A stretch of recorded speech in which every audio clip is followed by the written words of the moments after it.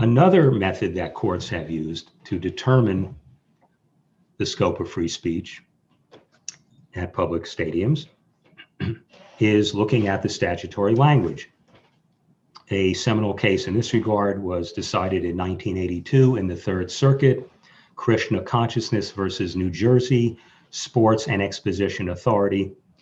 The New Jersey Sports and Exposition Authority was essentially created to develop a football stadium in Secaucus, New Jersey, known as the New Jersey Meadowlands, just outside New York, and to lure the New York Football Giants from Yankee Stadium to New Jersey. It succeeded. They also built a racetrack there. They also built what was known as the Izod Center, where the New Jersey Nets played for a period of time. And the New Jersey Sports and Exposition Authority, the NJSEA, essentially told the Krishna movement, you cannot solicit outside Giant Stadium. Newer stadium is now known as MetLife Stadium. So Krishna sues the NJSEA saying, you are a public organization, you are violating our First Amendment rights to free speech. And the Third Circuit Court of Appeals found that Giant Stadium is not a public forum. The Giants and the other tenants at the time, there was a North American Soccer League team known as the New York Cosmos, which were a tenant. They are not public actors, and they looked to the language and the purpose of the NJSEA statute, which specifically said the purpose of the agency is to conduct athletic events and trade shows, et cetera, et cetera.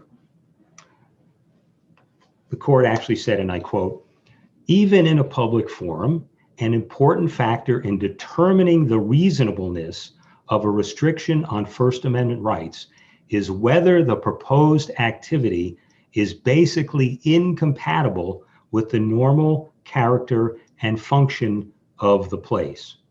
So the Third Circuit is basically saying it's created for sports.